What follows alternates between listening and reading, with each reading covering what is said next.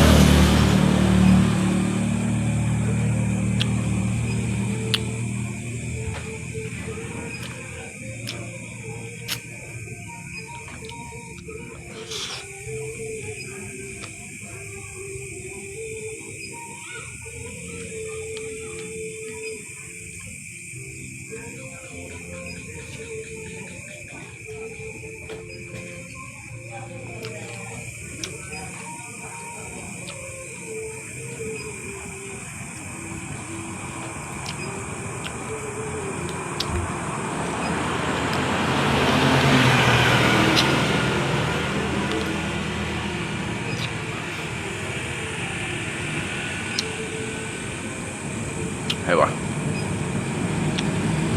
那你有啥食料？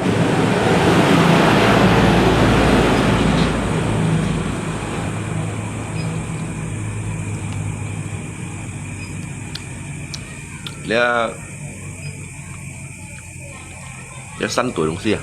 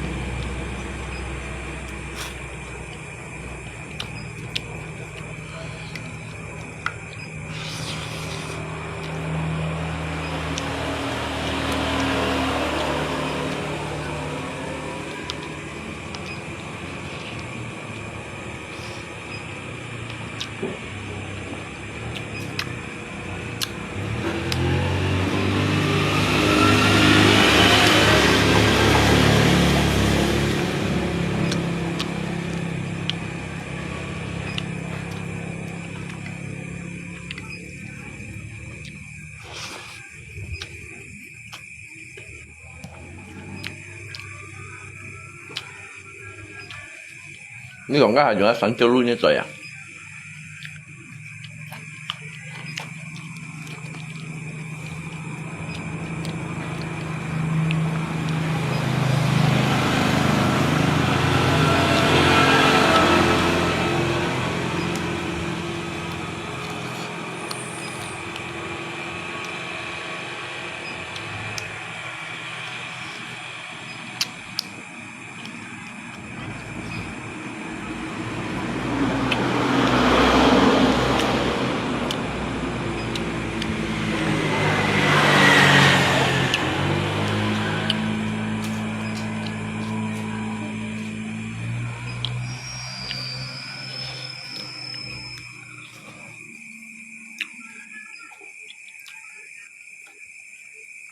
？Cuma cái lá hồ sét để phút rồi đó,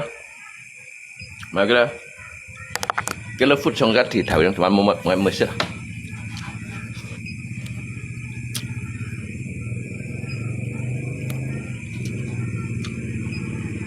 cái phút mau naik po cukup sama sét.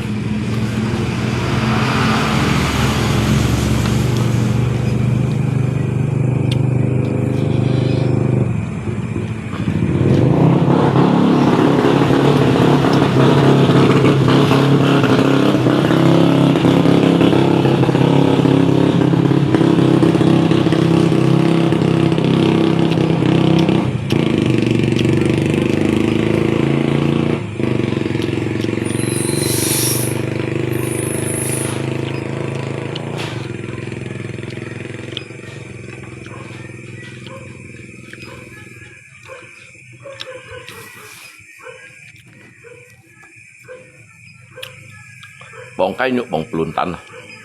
ini peluntan. Cái peluntan mà trong sủ cún, trong này biết mấy sủ cún.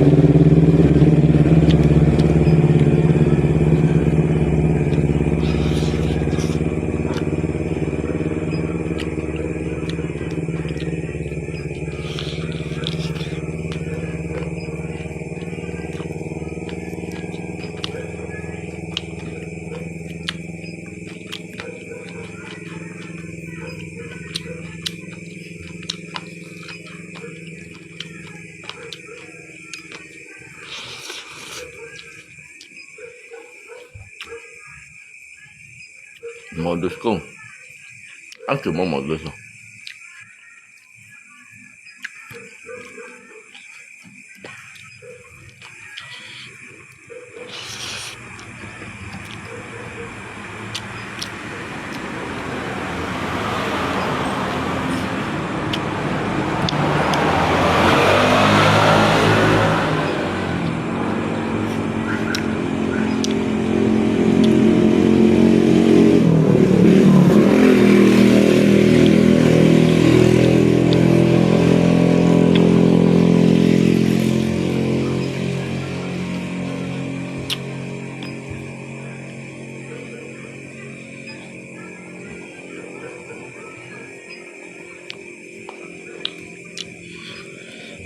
ngay ăn cứ mò đồ thôi cả xét bảo phải mò đồ xả lại hết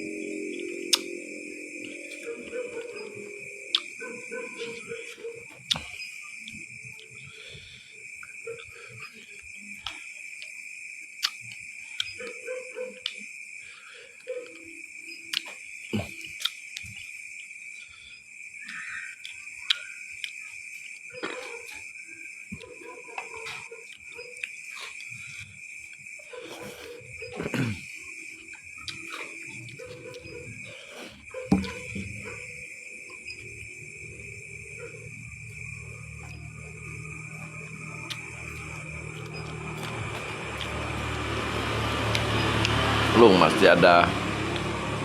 ada jual kodok enggak lihat molok shui hay molok shui ngay tôi mua mày hay molok shui ngay tôi mày hay còn thiên chăng ngay mày các sắm su lò đó sắm su lò mấy này mày ngay cả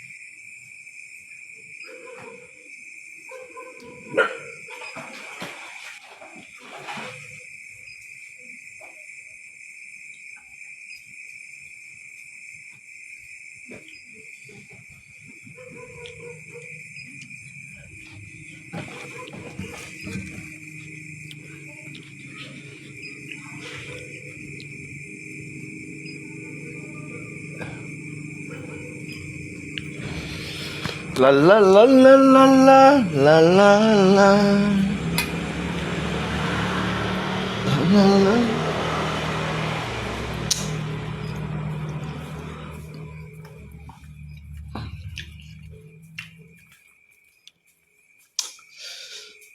Biasa ngay chỉ tổ năn chim lưỡi giống na cho kẻ trả sắm su lo cho kẻ sắm su lo cái này thông hả cái này put theo máy cho cày máy cái lọ bàn ra máy bắt bàn đốn một thìn một chọ dữ lưỡi à mai lưỡi đúng pha tròn à các mấy chỗ xét cái vấn hả chỉ các mấy chỗ xét à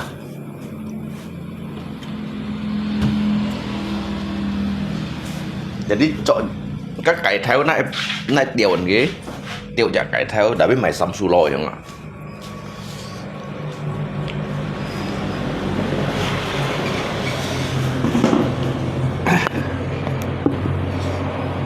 các cái theo na đó này tiểu nghỉ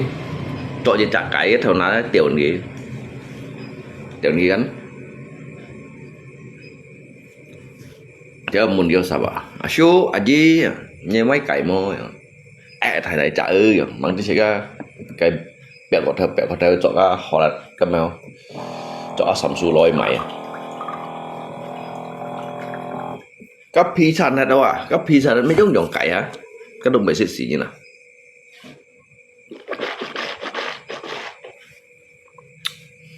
modus kung kredit bank udah bayar belum kata lako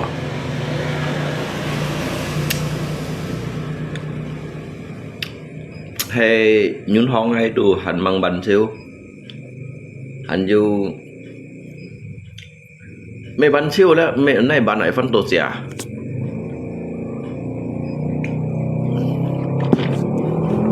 dặn một bộ đã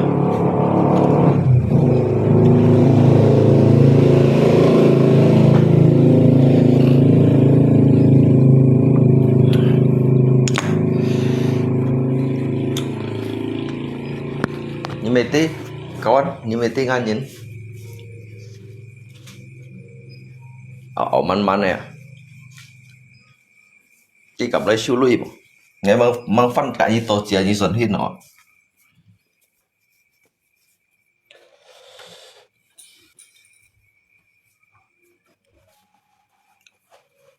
cái chim ngã mà ngan lui gì bây giờ chim ngã lui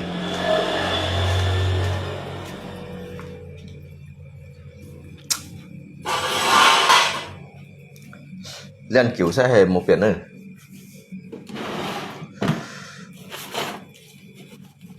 ấy mà yêu theo địch lui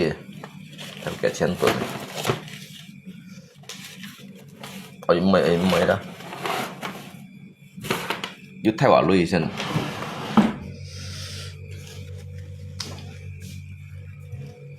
nó theo lui một policy chọn ngay dịch theo lui đó một policy cầm chọn ngay pura masuk rumah sakit long suruh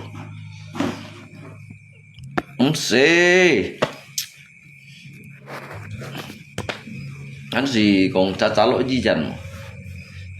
lý hà các hàng ai còn ngay thì linh ra cái ninh nạ chút mungkin bác xăm xì bạc theo anh thị đó như bởi thì các bác tô số bên nhìn xong xin này tô số bác bên nhìn xong xin này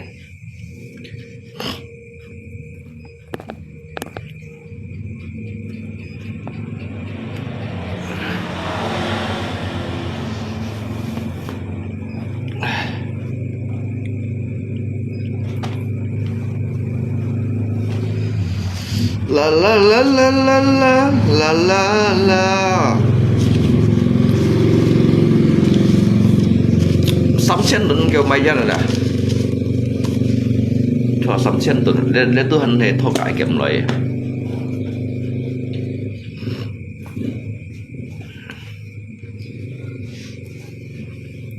kỹ tiền lưới mày ra nó con một kiện to kỹ tiền họ kỹ xỉn theo mày chăn la la la la la la la la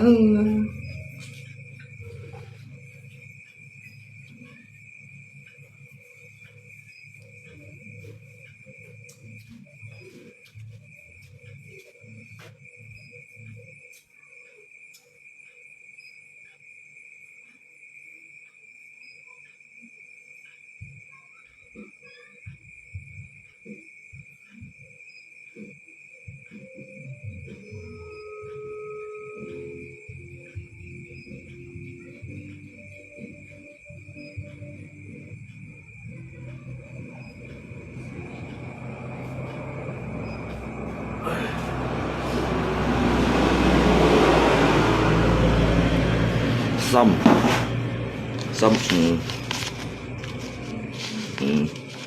chết mày bẹo gọt theo mày chén thùng ăn sâu chiêu à mày chén thùng ăn khéo chiêu khéo chen này nè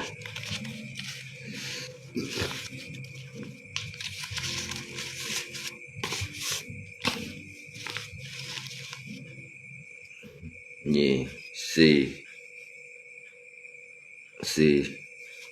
liệu kiểu hắn 6,000 tuần à hắn 6,000 tuần à khen chén thùng khéo chiêu đâu à mày bẹo gọt theo liên chiêu chuột này mày xăm phù chuồn tổ chiêu chuột này à thì liên à thì chìm à thì phan à mày loại thầm con 2 tuổi chìm đâu à trái loại thầm con 2 tuổi phá đâu à hắn 6,000 tuần à nó sẽ mấy bao phiền như thế này dịch bản tuần này đó nó sẽ mấy dịch bao phiền như thế này mấy cái dịch bản tuần này aku tidak percaya lungko mau lui mau đâu hả mình nè thế nào cái punya biếng lo à chen thùng à gặp bố là nhiều nhiều lo chen thùng cái nhiều lúc còn đây kẹng xíu các bạn lòng chen là hả xì chen liệu chen thịt chen bát chen củ chen như tôi dự chen tụi nó dự chen tụi nó kỹ chen tụi nó sợ chen tụi nó mày dân vẫn chìm gạ chen tụi này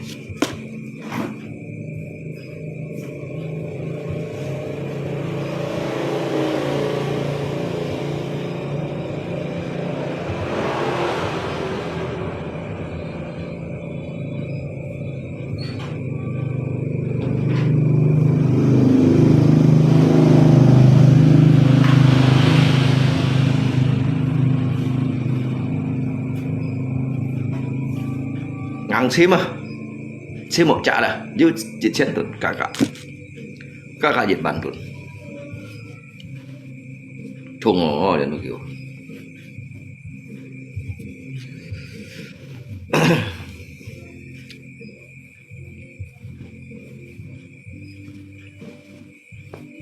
nhưng mà sao dạ hàm mô lui xin khủ ra một cậu một cái chen tụi như chỉ vậy chen tụi thì bây giờ mày xăm phù này tỏ chiêu trở lại cái mày khủ thấy nó xéo chiêu đâu mà chen thùng ăn cọt hay là may là nó chen thùng cặp nó may như bảo lòng xăm chen tụi như bảo lòng xăm chen tụi nhưของnày cọt hay là mà phá thầm loi thầm có 2 tuổi phá đâu cái bệnh cái đấy tin chiêu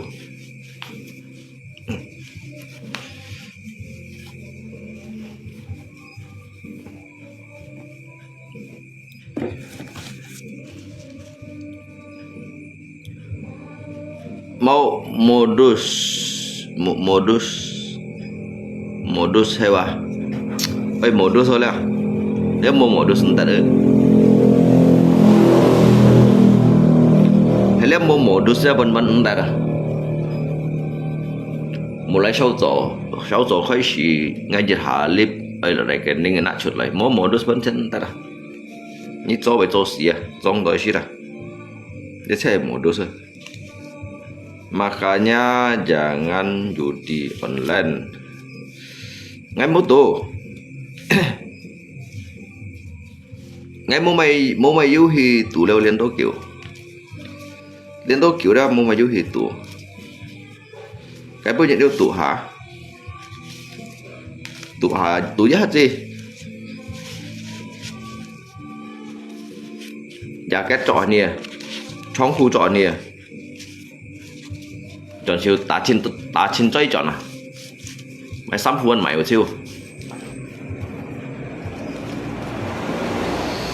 bây giờ hiểu à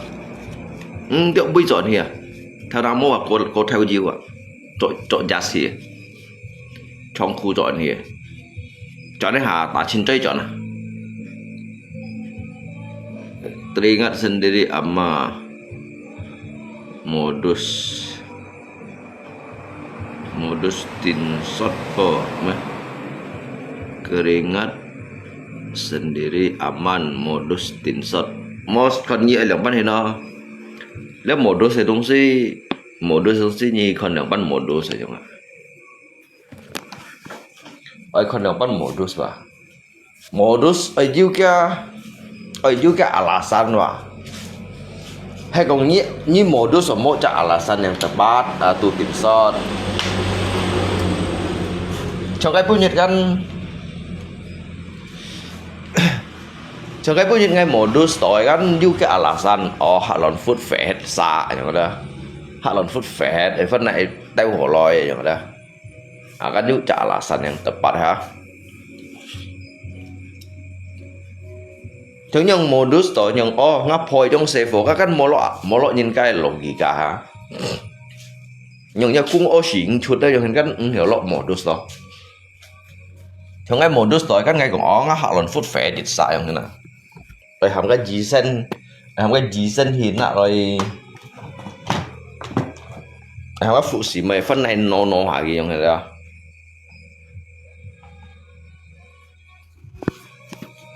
không có phụ sĩ mày hay nó hả gì không nè với phép sao vào trong cái bao agak sedikit enggan lah. Enggan kan mua mày dàn này không có phụ sĩ mày đó đây cột chỗ đây nhé phân đồng no dàn phân tèo chọn thì dùng modus ăn thôi dùng modus ngay mai ở chân này nhiều xả lý đó như tao một chảo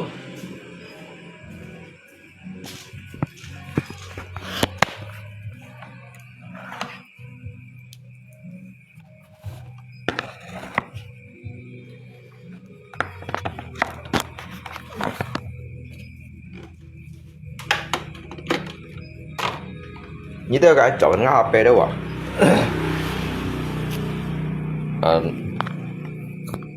nó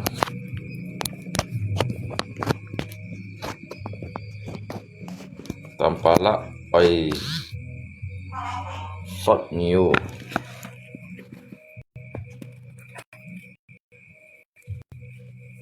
anh chỉ muốn tanpa lah du dân nó hay có một dân mà thôi sự mấy gì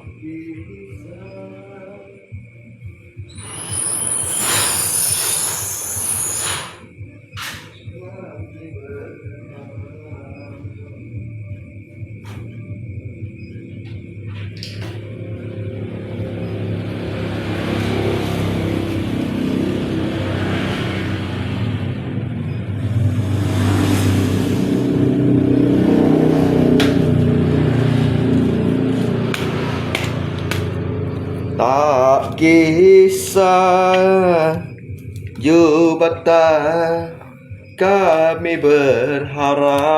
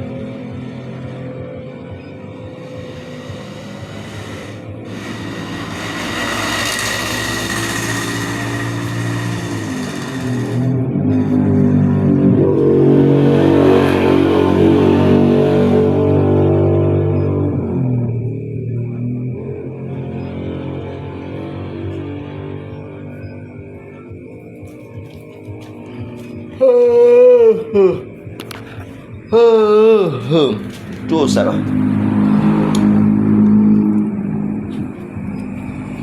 想你想你爱想你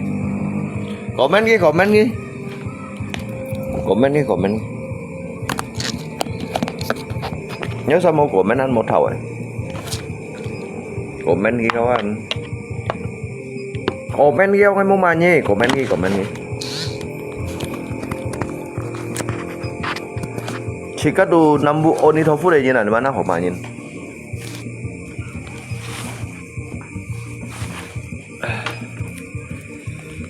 Di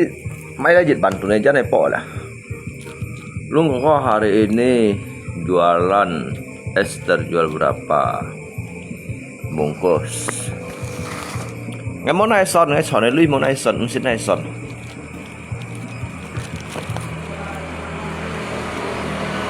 Bakso đấy nggak mau naik son. Chứ bảo ngày ba em mua mày hiểu son đấy à? Ngày mua mày hiểu son đi đâu sẽ lui gì à?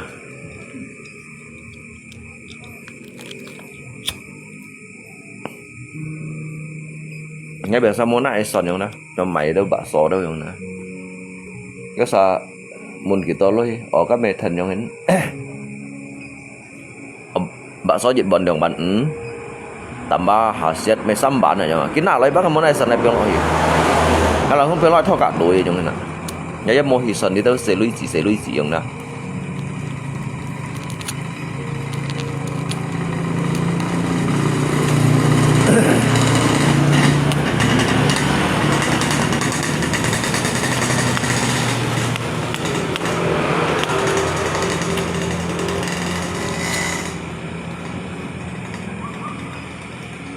Mình ngã xíu ăn nhon à, son đi đâu sẽ lui gì xíu son nhon hết đấy hả? Heo xíu son táo hết.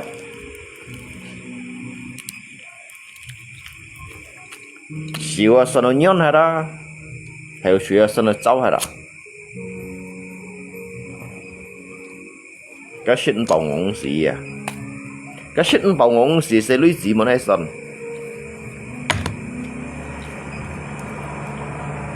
Anh hiểu không ai còn bây hả?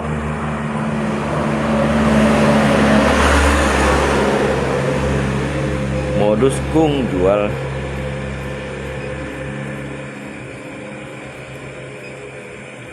es Aceh Hong Kong Taiwan modus kung jual es Aceh Hong Kong.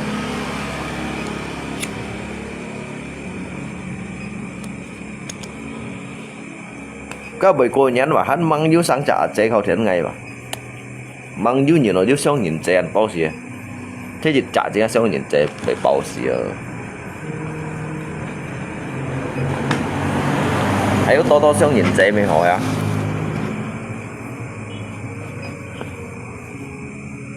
xong nhìn chèn mua nhìn nó dấu à các thun cả nhiệt cô nhà nó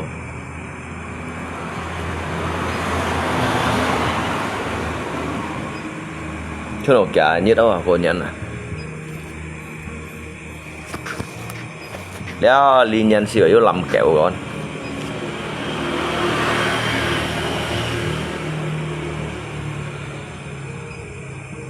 à chế mỗi nhìn nói chiếu á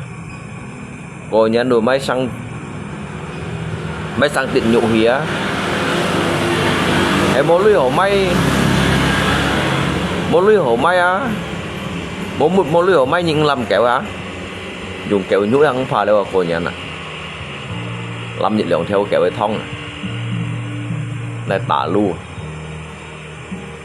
lu chào đi trả là có Tokyo hàm gia sư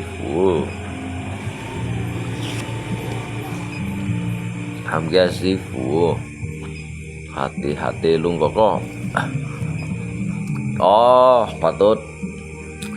patut cái cháu xin ngay chiều hàng hạ đó lặng xuống xỉ chút ơi ở bà đi cái hầm cái sư phụ ở bà đi lại có hầm cái sư phụ ngay tiêu na cháu xin ngay gắn sợi mù hòn ở đó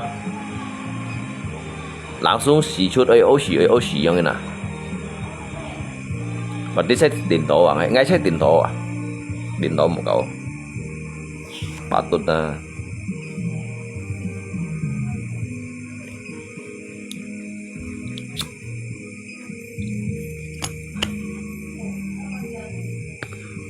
ada ai xấu xí mới kawan là cô si một cậu cái 병 nhân lấy xí mấy cầm đó cái cầm 병 nhân lấy xí mấy cầm à lấy dịch thế này lấy dịch khu hệ không hả cái 병 nhân lấy xí đâu à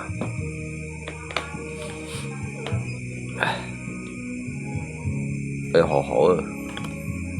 và đi cái ba cái ngay chiều cái ba phải mang cái dùng cái ăn đi mày lấy xì sen kyun đó ăn thường cái dùng cái lấy xì sen kyun gì đó cái 병 như lấy xì đó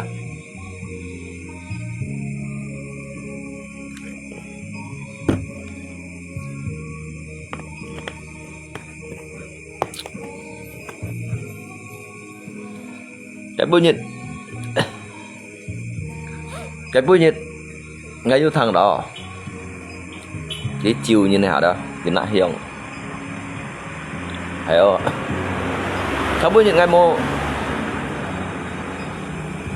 thằng bụi nhiệt ngay gắn nhau ngay cái bụi nhiệt gắn mèo ổn bụi nhiệt gì hả cái bụi nhiệt đây hả mèo ngay cắt mẹ họ xoay ở đó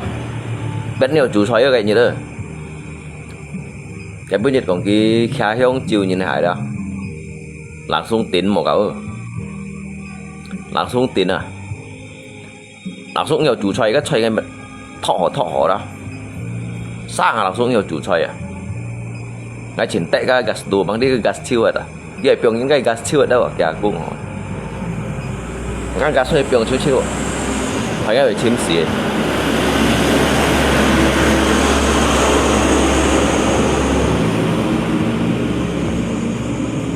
cái 병 anh ở chủ xoay đâu à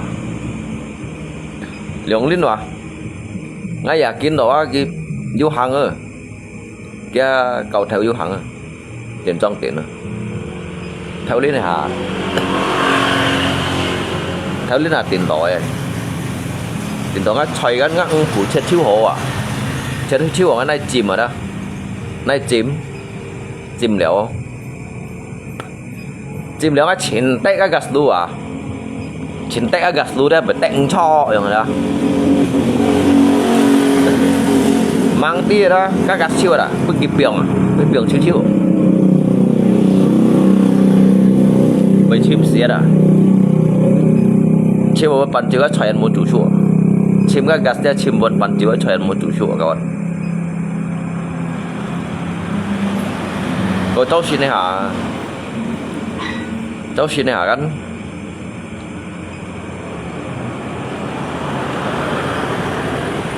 cháu xin ngay từ水木行đó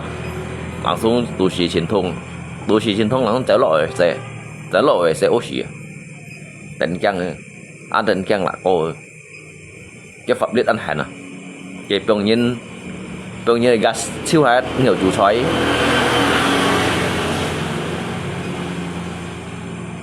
cái 병 cái 병 nhân cái gas siêu ở đâu đó jadi nhiều chủ xoáy bên pan chiêu yang sụa yang chủ xoáy như vậy đi từ chủ bên pan chiêu yang sụa kan tentunya sih kan lopo kan memang lo ya kisah yang mệt nhiều à cái mệt như lấy xí đâu leo yang thế nào bị ô xí đâu yang thế nào bị xí chuột đâu leo yang anh tỉnh căng rồi kìa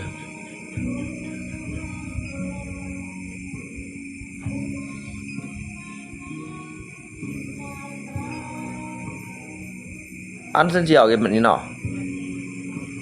kịp công nên anh xin chào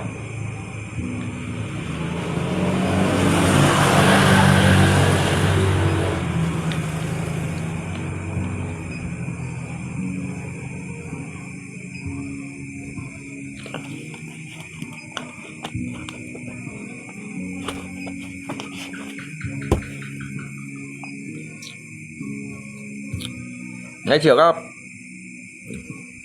nó là lại cùng xí săn này đóใช่ cái biểu sĩ chiêu một cậu săn khởi động cùng xí săn đâu đó cái bông bảy tiêu sa cậu liệu kia xe non kẻ nhận đang ngay tiệt lên đó kiểu anh đó nhìn xiết nè cái bữa nhận dụ nghĩ hình cái mấy dụ trả lộc bạ xiết dụ ship lăng xoay à dụ xiết à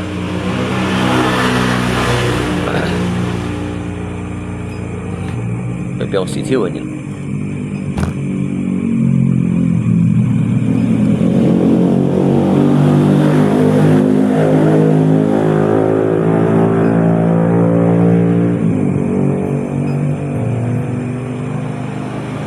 ngay mua may cầm còn ở kia các anh ngay mua may cầm còn ở kia ngay định lượng lên ngay chủ phút đâu định lượng lên ngay keng không định lượng lên ngay chỉ độ cầm làm xuống chun gặp còn cái miệng bên mệt điện lên à bên mệt điện lên mệt đầu liền tặng phủ căng cái chơi ăn chùa liền tặng phủ căng các ông phụ anh trên là bản sáng sủa ông phụ trên là bản sáng sủa cái siêu chiêu hết à thèn con nhiệt một tả kiệt này thì cái lo水gen đối bài du nhiên à cái xếp 병이来洗啊用啊cái 병이来洗的呢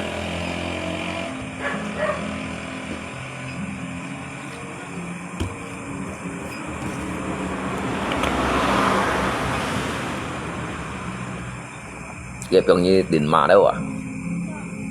một câu dạng này cái bây giờ ngay còn cho sa kỳ bút ngày cái 병 yu anh tôi nhìn sinat phung Tony Durian ngay còn cái mà sapa sang như ngày kia nè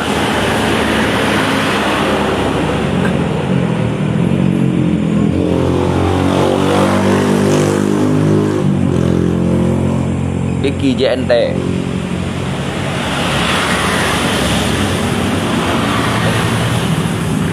cái 병 cấp áp sang như là cái kỳ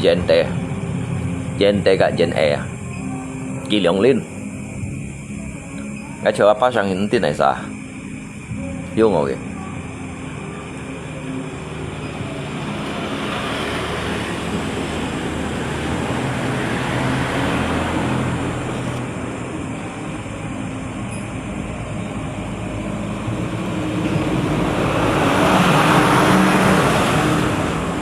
rasa bagatar atinian nele kau ampale koa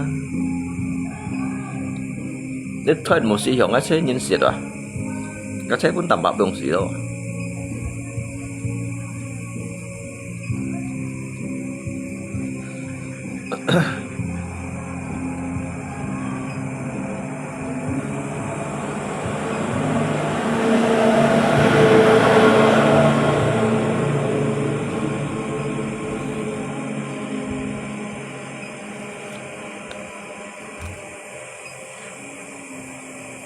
một khẩu hiệu các bạn khuyên nhận mấy bên 병 xỉa thì hay không một khẩu nhưng si sang à nó lấy con đổi đồng si các bạn ha chỉ dùng hầm chun đâu dùng hầm chun cái kỳ hầm chun lấy đâu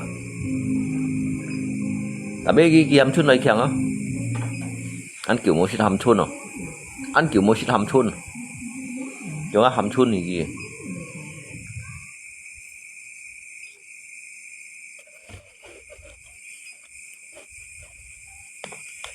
cái 병 nhìn dùng hầm chun này mà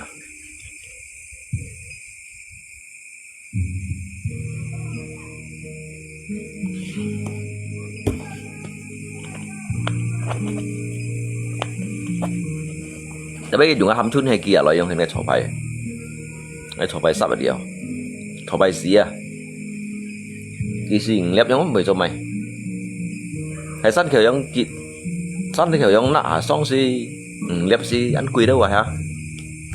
thường tầm ba cái hiểu kia là giống hình gì chỉ các mình xí may không hả kiểu hầm chun thì 병 mà nó thọ bài xí à sắp ở điều mình sắp ở điều cái lượng lép ở giờ dịch bệnh rồi berarti lep lượng bệnh yang có may à 因為用鵪鶉病時間就做排事喎。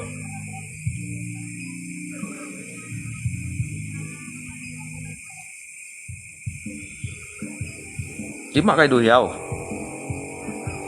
tầm ba lắc mắc cái đuôi heo kìa.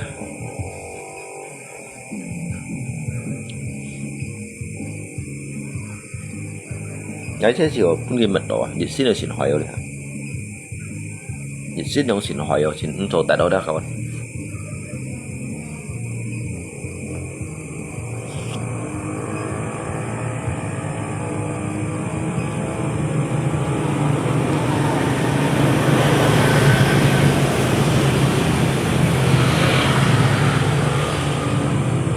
Leong lên puja.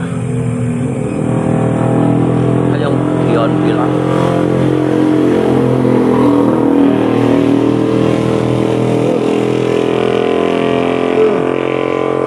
Jadi piong yin mutu sai piong yin mak coy dah.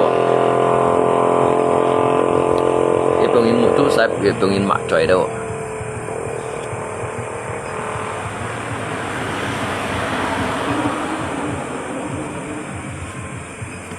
Bếp ông xì nha má ngồi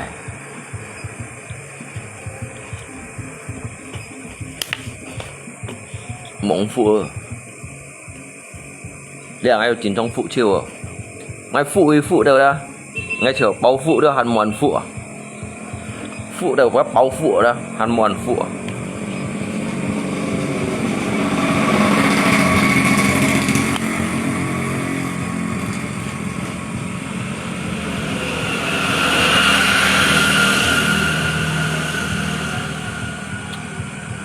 biasa kita kan hanya yang phụ chiêu yang đó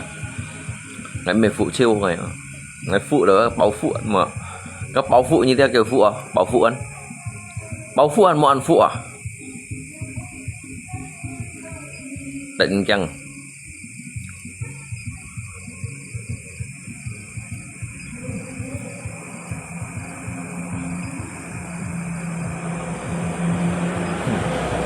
đúng không ạ ayo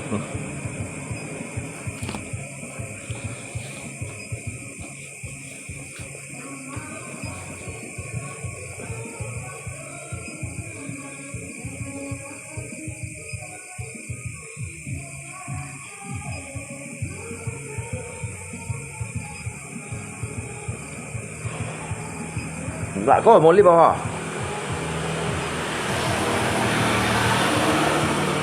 cái món liệu ai chờ cái xe để cái xe một cái phù trong đó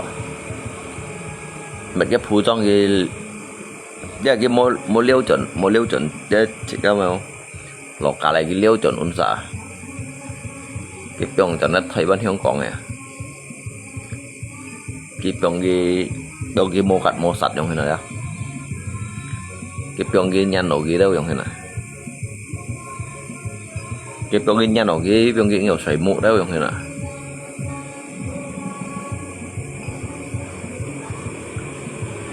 这是爱小心嘛，各位。ăn khuyên nhà nó ai小心嘛，各位。nhân ăn khuyên nào đó, ai小心。một cái đồ tầm bả lão.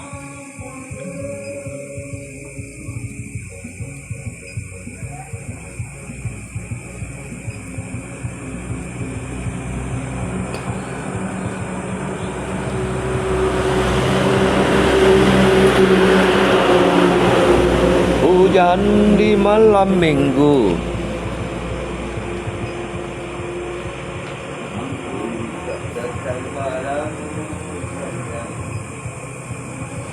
bukan aku tak mahu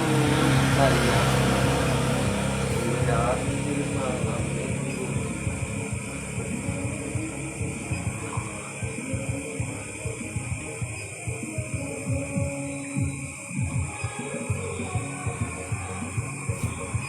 下水，不是安好的。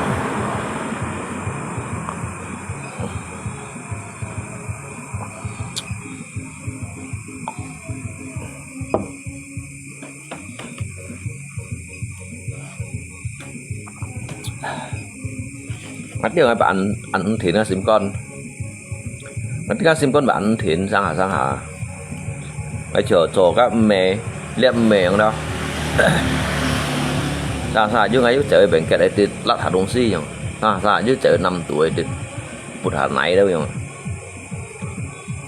sang chứ chơi salon này chứ cả nhìn sẽ theo nhở sẽ cho ba bên chân bên nhìn pion đó chỉ các ăn sadar nhở chỉ các ăn sadar chỉ các ba bên nhìn pion đó nhở sang như vậy đi bên cái đi cho hạ đâu à ra về chơi chút bút theo cho nó không tiên trong người này chỉ cả sang chỉ các như vậy bởi vì cái salon này sẽ theo đâu giống như này để mua đặt thìn phu nó đó mua thìn phu nó cho đâu à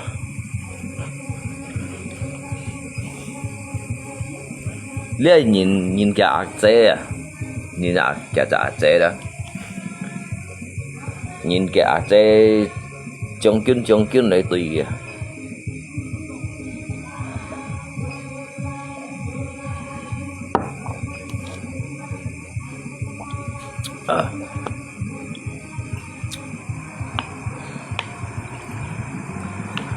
một sen to lưu thì lấy lưu thì sau rồi chết lưu thì tết đấy ăn mông mút à cái bún chả xếp trứng đâu mày chết tiền pion đó mà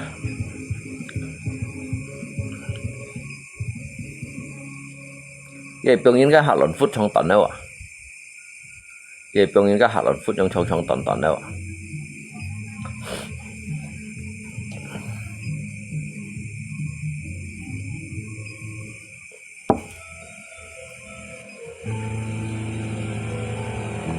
cái bông ngay bác ứng sông xịn cái bông ngay ứng sông xịn này đó bị lý hàng ngay ở sông xịn đó ngay bây giờ phu các họ là phút được trong tuần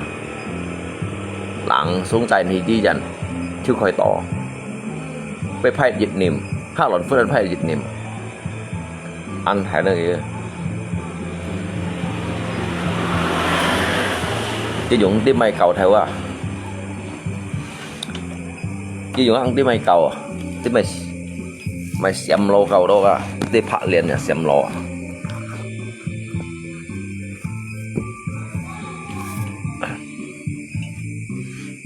đi biểu diễn các bật nhỏ ngắn đấy ở cháu xin theo à sao cháu xin theo đó đi biểu như bật nhỏ ngắn đâu à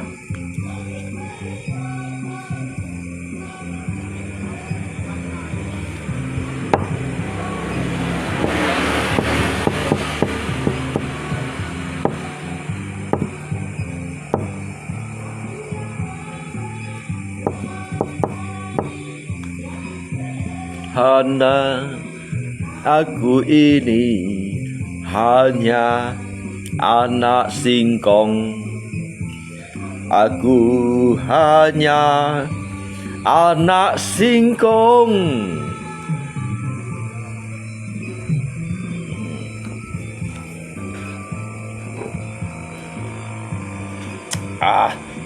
Liu mày hồi liu shit siêu kìa.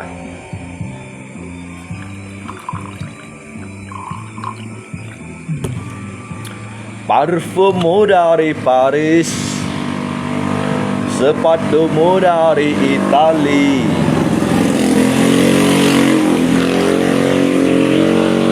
Semua kau bilang demi gengsi, semua serba luar negeri. Manakah mungkin mengikuti caramu yang penuh hura-hura. Aku suka jaipong.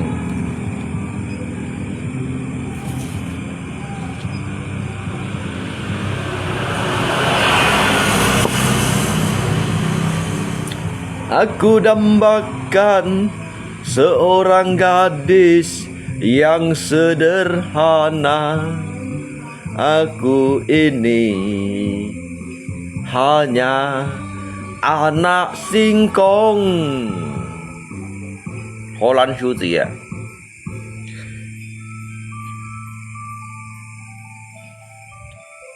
ngày chiều hay đi chợ hồ lần su gì nhị không cao tổ nhị mồ shit chiu ya mồ bộ dân ký à bùi diêu khổ nền lo cung chiu kiang lo phò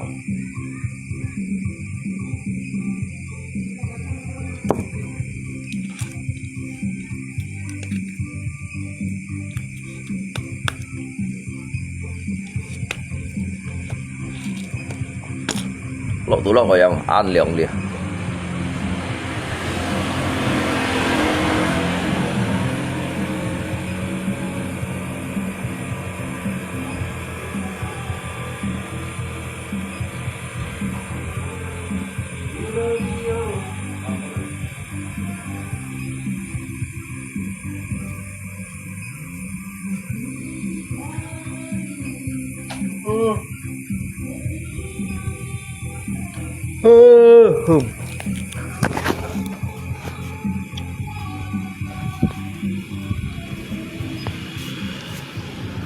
Di sini aku sendiri,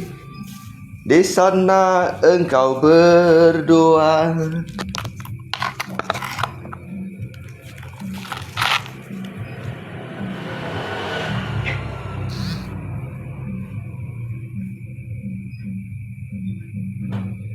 Aku simpan wajahmu.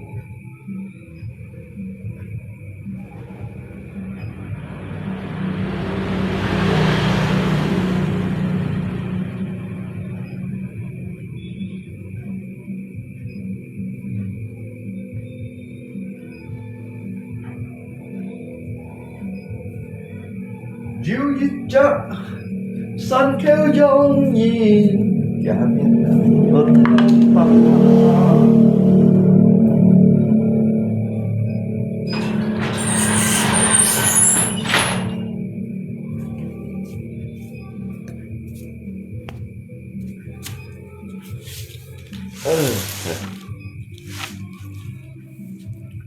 chứ là cả với đồ cô nha nó cậu anh chúng bóng phải sẽ có hành xì xì hò cái nhật lạ mắng chiếu ở nhà sẽ có chảo ủy chiếu mắng đi ba sẽ có đi sẽ có lộ như nó đã phải xéo xì rồi còn cô nhà nó hả sẽ có cái hành tí gì à mắng đi ba từ lý hảo sẽ có ti được văn hầm đồ xéo rồi đó chỉ cần đi được bắt hầm tổ mày không hầm tổ phim này mà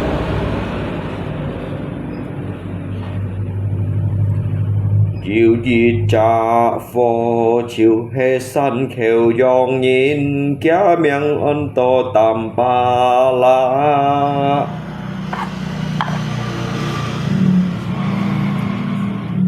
mùi nhiệt shit hà bao má cây sang xếp môi gió kì chê tí cả nhìn ngà lô má cây xê kì chiều hết môi gió mùi nhiệt shit bao chẳng cả nhìn thò hãy nhìn mò bùn kỳ chiều oi má nhìn chả bùn kỳ má đều bòi xì lý chả tam pa la trên shit một linh xì kya mê khi hắn nạ lôi phát cô pi mô ta kín kya mê hắn sang bùn kỳ kịp téo si lý cha phô chín shit hê một linh si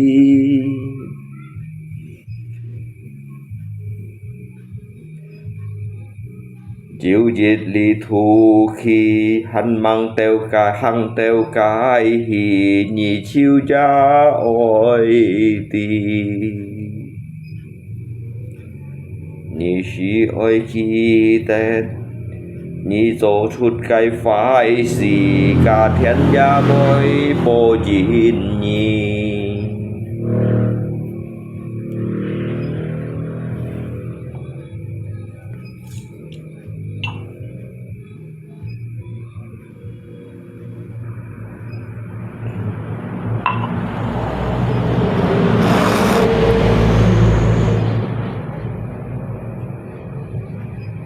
biết rằng tầm bala ấy lo kia nó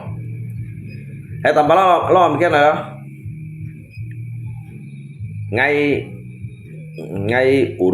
urus kia cái phần thân lấy mới như là bun kỳ xịt phần am kia tuổi bị sẵn phụ theo sai còn cái vậy lo am kia ngày qua nhiệt tâm cái xịt lượng liên sắm liên bị sẵn phụ theo muốn đi bởi hồ shit mà daripada saka yukin này bùng xoay à sẵn phụ theo vô khen là ha vô hầm hì đâu à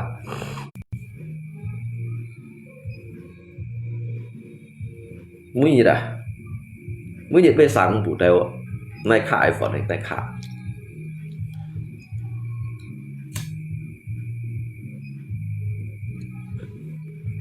tọt tiếp phá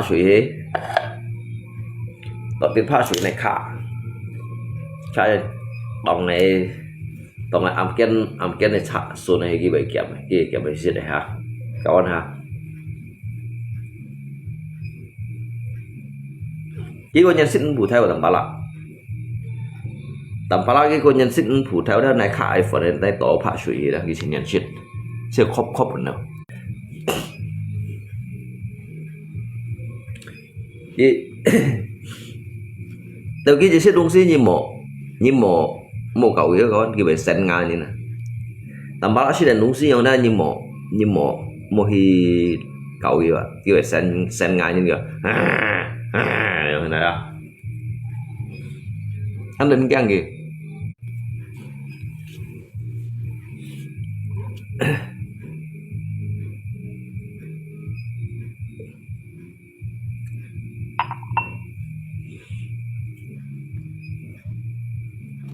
cái tư nhân sẽ các phụ theo ạ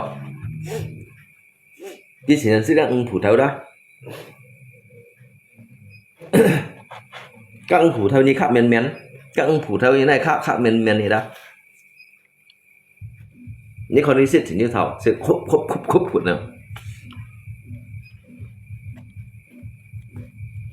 cáiพวก อยู่ số bạc quần thì luôn gì cái gắn xịt đèn nông xí gắn nhưng số bạc quần thì luôn ghépพัน nào anh đến chiều anh ọ thằng bà lạ một cậu ở bên ăn cái đó là ăn cái đó hay nhìn xem东西 chỉ có xem东西 yang cậu mungkin chỉ có bề mà đâu hả cái bề mà juga ăn cái là ngay chỉ dùng cái nếu số bạc của nó luôn ghépพัน rồi đó ngay luôn ghépพัน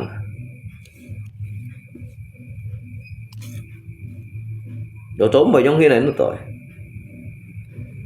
rồi anh mong đi xí hầm bởi trong hình rồi cái hàng cái căn tí thật chiều đó thật chiều nghĩ xí tội thật chiều để đây kẹp các phụ theo tội từ các thời du thông có bây giờ có về xe suy nhưng mà các suy kiến tuổi suy mê kiếm về xe đồng biệt tuổi xí tu mà xe đồ ăn hổ không đó để trường tốt thì suy mới xí được nó tầm bà là đó à hiểu không có mà chua đấy căng thủ theo cái khác miền trong đó lâu suy lâu đâu chiều xe đồ hổ xí xe đồ màu tắm theo xe khúc nữa mới đầu cái ăn hổ xí những xí đồ họ mà dùng số bạc cuốn này ngày này lung dặn thì dùng cái盘 rồi đó cái盘 ngày này lung dặn để thì dùng đó ngày khỏi đi là bạn mua cái đó chiêu sẵn ngại chỉ chiêu sẵn ngại em thấy nào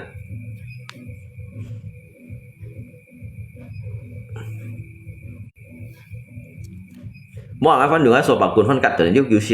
yêu shit xin sẽ được xin khúc rồi xin mang cái xin tầm bạ xin đúng gì xin mang mà các bạn tầm bạ xin đúng gì đã xin mang cái xin cái xin chẳng bởi sống như nó kia cái bởi sống như nó như bún đi xin đâu cái thong là xin hết cái nhụ là xin hết phụ theo là xin chiêu bộ cái pan nó mới siêu chén chén dù anh cái东西như một cậu gì hay tầm bala xích东西như một cậu gì theo như chết cậu gì đó hay như cậu cái dịch được hả tập đi ngáo rồi tập đi ngáo rồi tập đi ngáo gì vậy cái chàng nhỏ chúa số bạc của nhau lưu này lưu cái pan lưu dặn thì điều đó đánh cái không đánh cái tầm bala phải đánh cái không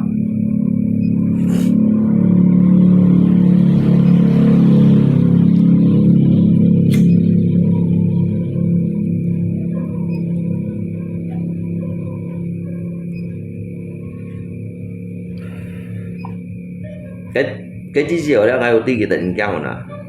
ngay đầu tiên tầm bala anh định cao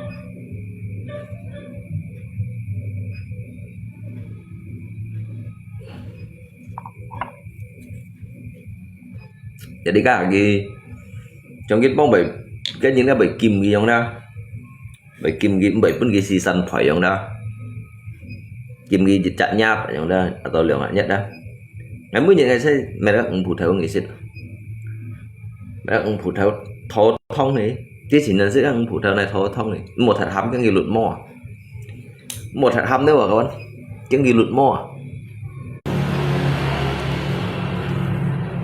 các cái luật mòเป็นbộ tạ kéo như thế bộ tạ kéo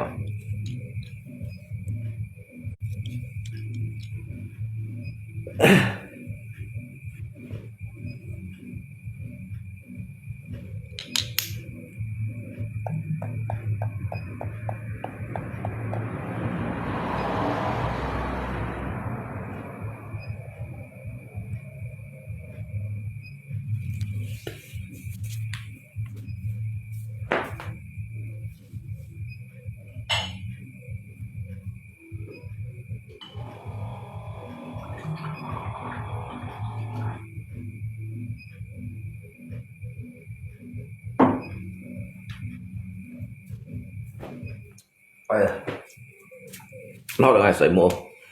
giờ clip này ai cũng clip này sợi mồ vào thật à nó xỉu thôi dân chó và cha tay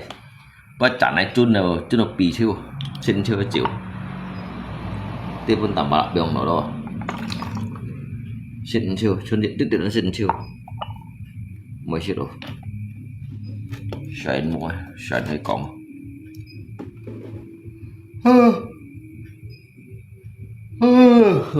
cảnh sát một chua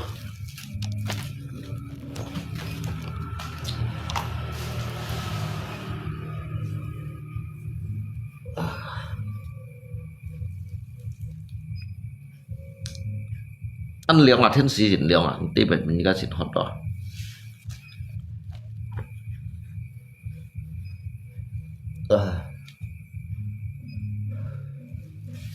chim lại chìm theo chứ chậm theo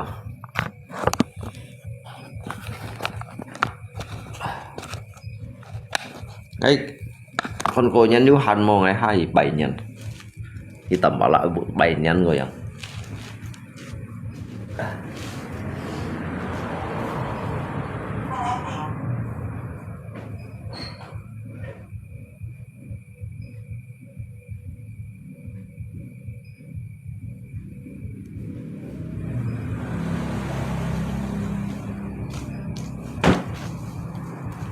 aduh saya muai mua những comment không hả như thế bạn gặp comment ngay à có mua comment ngay gì cô nhắn gì một phân phun bao của các bạn comment đi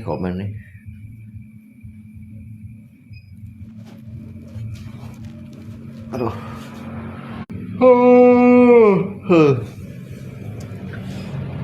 mua comment gì cô nhắn một phân phun bao à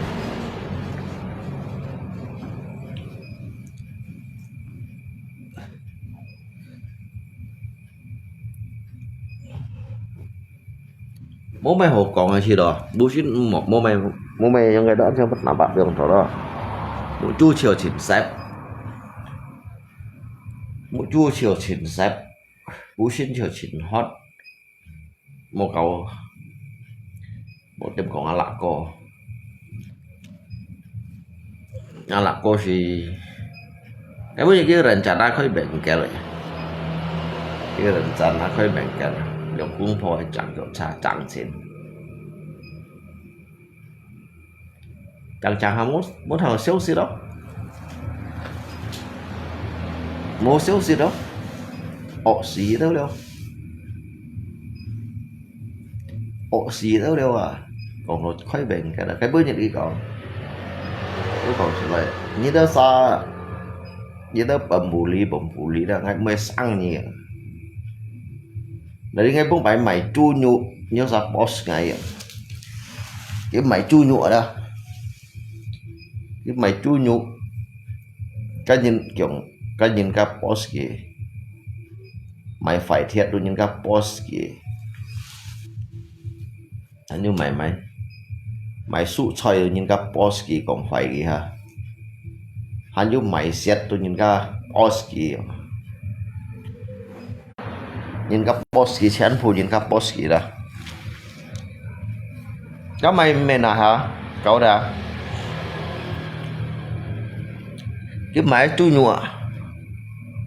cái máy chu nhụ cái máy xăm chân nhụ nếu mà họ xăm chân nhụ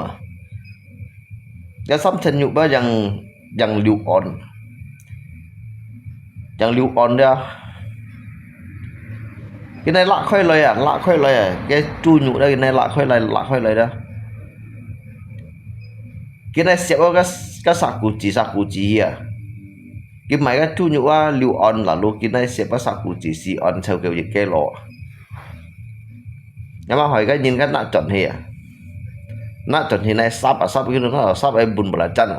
cái này chết nó gió phọ to kẹt à nó phọ to chu nhụ là to kẹt à gió bù thái về to đâu thế có gì cái phân tôi chuẩn thì mày ấy là tầm bao lâu như chu nhụ giống thế nào cái còn à dùng cái phọ to ông lo rồi cái phọ to kẹt cái bù thái to bên mà kiểu tao mày không xí cái bà chặt mình tao mày không xí đâu kiểu những con mày không xí ý của nó xí bổ bút ư rồi kiểu chặt không tí đâu à kiểu chặt hạ nó đâu à ý kiểu một cậu kiểu nó xí bổ bút ư rồi nó xí bổ bút đâu kia mà cũng bổ bút đâu à con cái sắp hiện nhục ăn cái sệt ở trong ăn phật trong ăn khẩn shit hả cái này là lạ khỏi lại cái xếp nó sạc cụ chỉ xếp keo xi on asa cái liu on này tôi du xi on sạc cụ chỉ à cái trong cái thỏi gan cái như này mấy cái lô cái mình ăn xẹt đâu hả chu nhụ gang theo sale gang mui cái sao nữa cái cổ phiền gì hả cái nữa cái chu nhụ cổ phiền gì cái tôi chỉ mày xăm bẩn bạt rồi hả cái yang xăm bẩn trang xăm chen tụi mày này hả mày xin tôi nhìn cả cái mày hả anh nhìn ngã chiến chiều bao đi xong rồi ngã chỉ都很chiều bao à mày chu nhụ rồi nhìn cái post cái chu nhụ cái như mày á mày chu nhụ là chu nhụ nhân lọ sạc của mày chu nhụ đôi hắn lọ sạc của như xong rồi hắn như mày cái giống gầy mày cái cô long à mày cái cô long cái thùng mày này lọ xỉ mén cái thùng xe à cái kêu cả lòng bao jadi kan chọn kiểu rồi đâu cái thầu các cái bộ mày xả xuống xin kì cái xin trên cho cái tiêu các thùng hay còn dùng cái nhíp lo cả lòng bao tủ gan dùng cái mèo dùng cái hiệp xã hiệp cái gan chỉ tổ hả chỉ tổ cả lòng dút thiệt à cái xin trên cái mô dùng những cái mô này lọ thiệt cái này lọ xỉ men cái thùng hay còn du xăm xếp cái ló à cái dùng cái xỉ men nó lọ ship cái lọ ship cái lọ xỉ men theo cái ship cái lọ cái thùng cái hiệp xã rất nhiều hiệp cái xỉ men cái này lao xa này chạy ship cái lọ gì tiết cái ship cái lọ cái bể to cho bà cái đúng xe ăn chung rồi đó mai ông si kêu bể cả tao mà lắm mai ông si kêu bể cả các bạn 卖东西被假车啊，卖东西嘅形象咩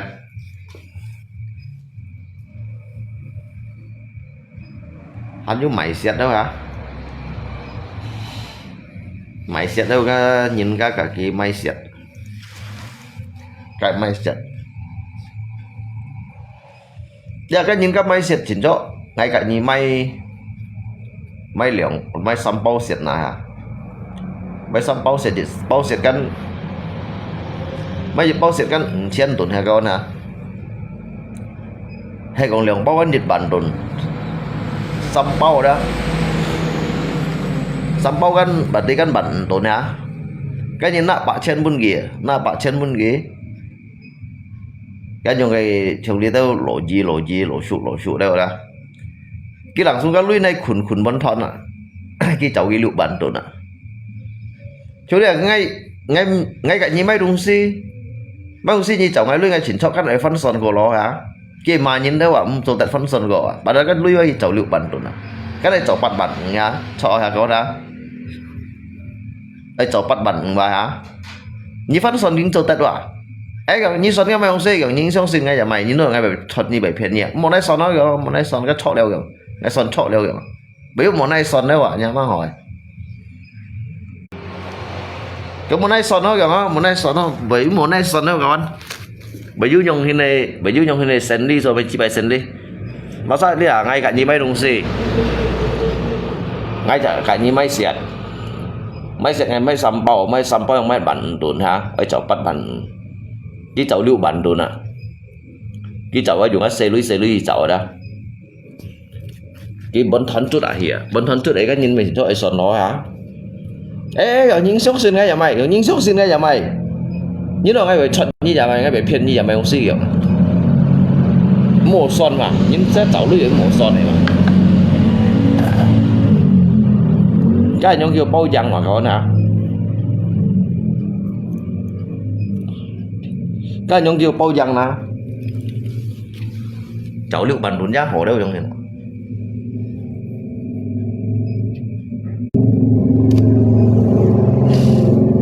Cái bố ghế học đó, cái nhìn cái xe phô chỉ máy à? Xe phô chỉ máy cái xe máy lượng bao. Mấy đường bố sẽ dịch bản tồn cái cháu cái sắm bản tồn cái cháu lấy cái biểu thời tuổi nó đâu chọn bục khao mình về cái xét này cũng cái lưới mình bữa xét mình đâu dùng xịp đâu ha cái nó chọn muốn cái mê ấy còn lưới về cháu rồi không hết cái mê được không như cháu sao là tôi hả cô nó sẽ này ông bơi bảy nhất xe phố nặng tiền hết mò rồi nhất xe phố bảy group xí đâu mò kiểu cái xe phố group xí đó vậy hỏi cái à gì đó mà cái xe phố mà gì à mà đi cái khi tôi những cháu như nào chỉ sẵn sàng những cháu như nào rất lọp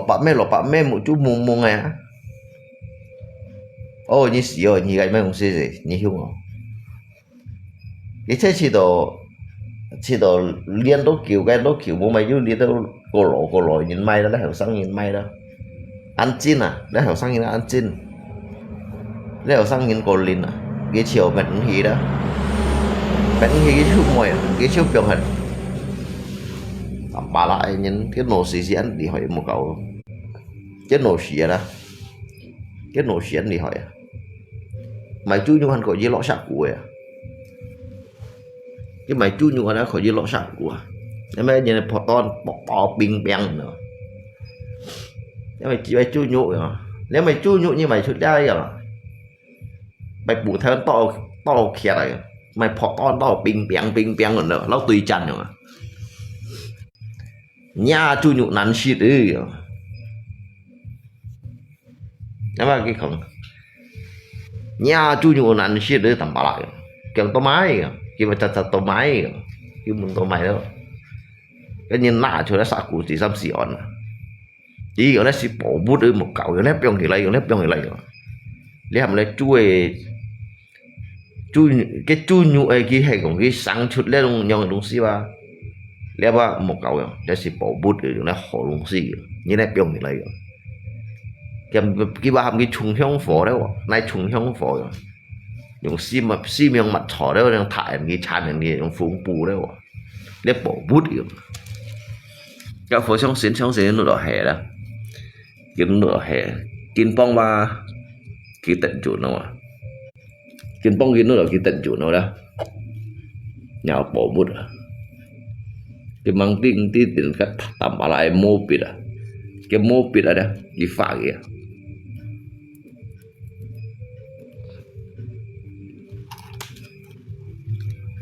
tạm bảo lại mô bịt thế này cái mô bịt đã thấy qua thành phố chua lấy abilin thọ to tiền nó cái pháo điện theo miền này bù về phá đâu đó phá đâu một cắt một sạt à pháo thiểu keo sa thiểu keo pháo khu chạy ở đèn đồ hình nhiều hay bông bảy xin nhìn đi vào con hả bông bảy nhìn đi tối rồi rồi sáng gì đó nhưng mà tối rồi rồi sáng gì đó cái sư phụ sắm bản chết chân bạc cứu ship chết trả cái sư phụ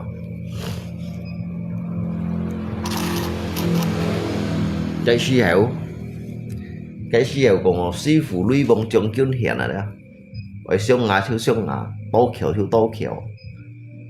vậy mày còn đó cái oi mày đúng gì đó chiêu hiểu tèo nè cái sĩ hiệu cái phiền chật cũng hẳn hiện gì đó cái phiền chật cũng là cái phiền chật cũng hiện rồi cái lui bóng chống chuyên cả cái phiền chật cũng hẳn hiện này hả đó mỗi nhiêu đồ còn đó thì处理shit mỗi nhiêu đồ còn đó gì cái dun đằng cái chọn nó nè dun đằng cái chọn nó cái gì hiểu cái chỉ hiệu cái gì dun đằng cái chọn con những biểu kia dùng cái lỗ phủ ngao to phiền chật cũng ra cái chỉ hiệu cái phiền chật cũng lỗ phủ ngao to phiền chật cũng hẳn hiện gì đó dun đằng cái chọn á nhà mà các phật bút cái giết hạt chém mà chẳng cái bịt mũi chém hà có đó bịt mũi chém hà có用nào nhà cái chia đầu họ tối thiểu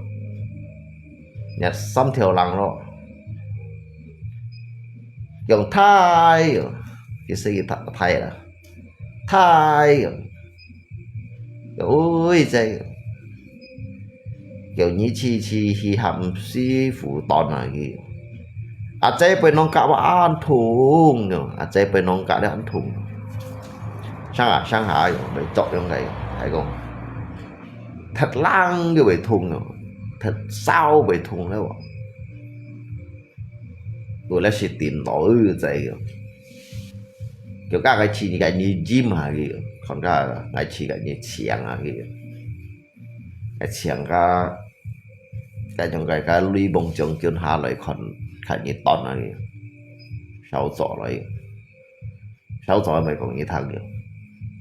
các cái đá cho đấy mà mình đi đá xí đấy còn mình đi đá xí đấy con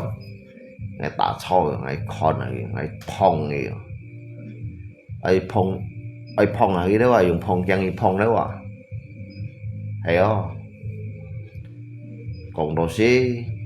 cái phong nhiều à phong nhiều son nhiều à cái cây liệu nhiễm son già lấy đi đâu cái chân lý ngắn xuống phung nhỉ ra phong lý đâu con lý đâu thằng lý đó cái còn à thai rồi như con nó mai rồi à chế rồi nhất thầm có hai dấu quỷ rồi như vậy rồi cái thầm có hai dấu quỷ rồi đấy là chế với mình đâu xin bị ngung đấy là chế đó với mình đâu xin bị ngung cái hết nhị ship liệu léo rồi cái thầm có hai dấu quỷ à kiểu thấy rồi những bề sân sát lao mà những sư phụ à 你師傅唔係信沙啦嘛？咁唔係在個用你相信師傅用，你相信師傅都唔係到用。你相信師傅用，你相信師傅用，唔係用。你冇ทำcông khaiให้เล่นยี่สิบหลุเลยเว้ยแม่ก็ให้ไม่คงลีหาของบ้งไปกี่ของบ้งไปอย่างนี้เสียไอ้เรื่องเหล่ามันชูลีกินเดี๋ยวสิมันมังสิให้อันนั้นตุยแล้วบ้งไปญี่ปุ่นสิวตามชนเนี่ยบ้งไปญี่ปุ่นที่อย่าจุ้งแกได้จีสีเหวแล้วยิ่งไปแล้วหลอกกุยไม่สิ้นกุยแล้วđể ăn lội quỷ cái bạn nhân này quỷ hay còn xin quỷ chỉ có cái chủ lý lấy lột quỷ bác bông bài lột quỷ bác cái thằng xin lấy cái hạt cả bởi kết ni bác cái kết ni cả lý hại bác nhiệt chọn đâu được hay xin quỷ có cái chủ lý hay lột quỷ bác còn năn nữa cũng pha còn ác sát còn lui sang xe như mỏ những gì thì gì à chạy bác sát yên tí nhá chạy bác chiều bảy tiếng nhung chặt thùng còn lui sang xe gì mua muốn thi lại kiểu dùng ngay chi cả cái ngày này cũng bảy cho mày ngay chi cái khâu rồi chi cái khâu đâu nhưng mà lấy li bút chỉ mày còn dùng cái gì mà hạt vào cái li bút đấy còn cái li bút đâu còn cái li bút ở đó mà hạt vào đâu cái ông bài mày à chạy dịch thiền và sao chỉ đồ bút xin khiển không bởi du cái chỉ cả lăn bàn nữa chạy ta tập tù bởi khuy tội như này kiểu cả ông sẽ hàng kết xăm thời đâu à nó mày kết xăm thời rồi mày ấy kết xăm thời mày lý tao tí mày cổ gì à cho tận dùng nó lấy lý sạch chỉ có lý nhìn lý cổ đâu à tí mày bồ chiêu à nhiệm bồ nè à tí bây giờ mấy cái đây cổ chỉ đâu à quỳ cổ chỉ đó hắn nói trong cái đó hắn nói lý tao sau cái lập áp đâu à như vậy sau cái lập áp đâu à kiểu các ông ấy bác chỉ cái tùy pháp à vì tùy cái trong ngày mà bông bày cái lộ quỷ à mê xin quỷ á cái lộ quỷ bông bày nhịp buồn xỉu cái lộ quỷ hầm đó như vậy cái lộ quỷ đó chú kẹpพัน đâu cái lộ quỷ đó chú kẹpพัน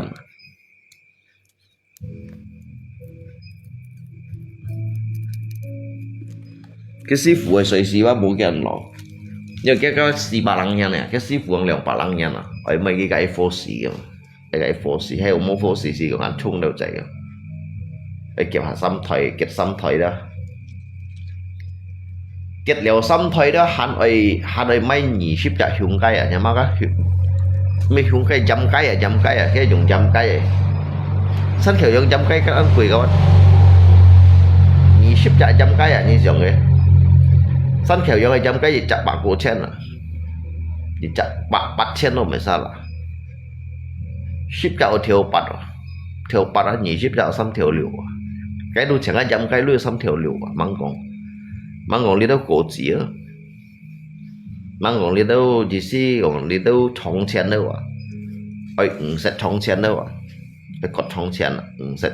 còn trống chén à rồi dùng kiên đâu à kiên cột sắp kết xăm thầy ấy dùng nhị ship chặt dăm cái à cái phu đó cả dây khu thầy sẽ bắt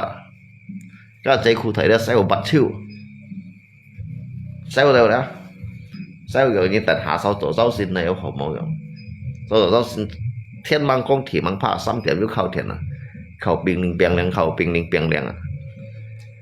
ăn chó thái rồi như khâu tiền hayว่าlấy xe biểu kẹo đấy một sự ngày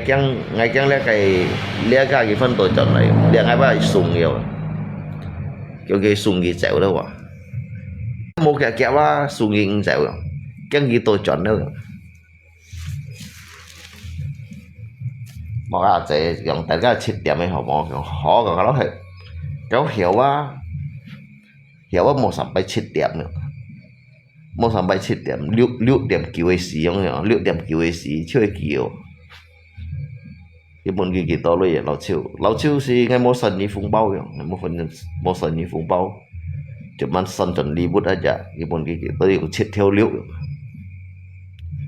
mỗi gì gì hay còn các sư phụ cái mô bún chỉ sử dụng bún như sao tiền lý sĩ đó cái hầm đó heo cầu钱như nào ở các mấy châu máy còn các chế mấy châu máy còn hay còn như kiểu nhẹ bún nhau mấy châu máy còn như mô bún nhau mấy châu máy mô bún juga chuẩn luôn hả như kiểu nhẹ bún bún theo liệu mấy châu máy còn theo liệu juga theo liệu như kiểu này thế cái tiền vào cái phong sản đó đó cái thầy ban này lộ quỷ thầm con 2 tuổi thì bữa hắn sẵn chiều cái sư phụ khi được thầy ban ấy hiểu không Hồng Kông khi được Hồng Kông à hiểu Hồng Kông đó cái ba còn cái sư phụ做副咒đấy à做副咒untuk cái Hồng Kông cái xâm nhập đó cái sư thọ cái document à cái sư phụ lo Hồng Kông này đi đó cái đó Hồng Kông anh sư phụ đâu vậy sư phụ jadi ai dùng document lo ai dùng document hiểu chỉ cái như này sang đó á ai thì thấy bên Hồng Kông anh ai cho passport cái sư phụ anh cho passport này mày chơi bang đi giống dòng này họ bang đi cái sư phụ anh cho passport nào cho passport đi Hồng Kông này thì thầm con 2 tuổi rồi cái loại thầm con 2 tuổi thì tuy cái bông phải Nhật Bản chậm chuột này đó Nhật Bản chậm chuột này cái bông hạ cái nầu nì Belanda đâu đó jadi cái khay còn nó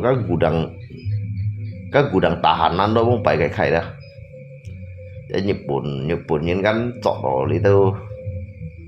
đi đâu chung kết nhìn là Hồ Lan nhìn là jadi cái biểu cái thầm con 2 tuổi kìm cái tahanan ada bekas những cái tahanan yang hendak bang hong buổi chỉ si heo cái maksud banyak yang bông bay ngay lihat mau thầm con 2 kiểu mẹ bông bay Hồ Lan xíu hay Nhật Bản xíu hay cái Nhật Bản xíu chỉ si heo đó bông bay chung kết vụ mẹ nhung hình bông bay chung kết vụ mồi nhung còn kỳ bạ lại rồi bông bay chung kết vụ ăn cô rồi vô thầm con 2 đâu rồi để thầm một 2 tuổi mày xì xin đôi nhìn đâu cả xì xin đôi nhìn như thế cái tao lộ quỷ mệt nhiều mày đã xin quỷ hay đã xin quỷ cái chủ lý đâu kìa cái đó hay xin quỷ cái chủ lý hay lộ quỷ nằm kìa như vậy lộ cụ tùng rồi đó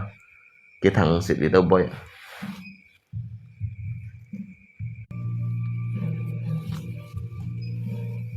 làm ba lão có xỉu một cậu